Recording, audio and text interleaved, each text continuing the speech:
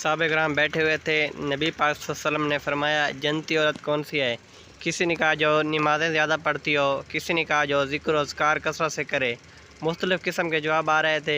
हज़रत अली रज़ियल्लाहु अन्हु उठे और घर की तरफ दौड़े। कहने लगे, फ़ातिमा रज़ियल्लाहु अन्हा नबी वसल्लम पूछ रहे हैं कि जन्नती औरत कौन सी है, आप बताओ। फ़ातिमा ने फरमाया, जन्नती औरत वो है जिस पर किसी गैर महरम की नज़र न पड़ी हो और उसकी नज़र गैर महरम पर न पड़ी हो। हज़रत अली रज़ियल्लाहु अन्हु वापस दौड़े, या रसूलल्लाह मैं बताऊँ? आप वसल्लम ने फरमाया, बताओ। कहने लगे, जन्नती औरत वो है जिसके ऊपर किसी गैर महरम की नज़र न पड़ी हो और उसकी भी नज़र गैर महरम पर न पड़ी हो।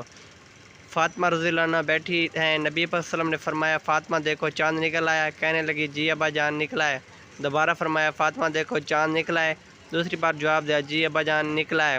नबी वसल्लम ने फरमाया, फ़ातिमा आप चाँद की तरफ क्यों नहीं देख रही हो?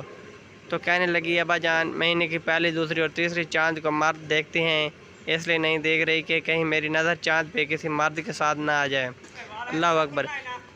रसूलुल्लाह सल्लल्लाहु अलैहि वसल्लम एक बार फ़ातिमा के घर आए। फरमाया, फ़ातिमा चलो घर चलें।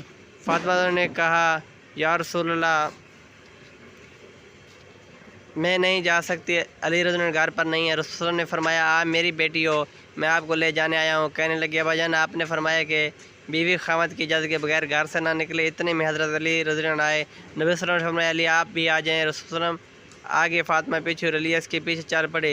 हज़रत अली बोले, या रसूलल्लाह फ़ातिमा से एक बात पूछो, मैं उसका खामद हूँ, ये मुझसे आगे जा रही है। रसूल ने फरमाया, फ़ातिमा अली को जवाब दो। तो कहने लगी, मैं आपके पीछे इसलिए जा रही हूँ कि आपके कदमों पे मेरे कदम आएँ और मेरे कदम पे अली के कदम आएँ और मेरी कदम मिट जाएँ। ऐसा ना हो पीछे आने वाले लोग कहीं के फ़ातिमा के कदम ऐसे थे। अल्लाहु अकबर। अगर स्टोरी अच्छी लगी हो तो चैनल को सब्सक्राइब करके बेल आइकन को प्रेस कर लें। शुक्रिया।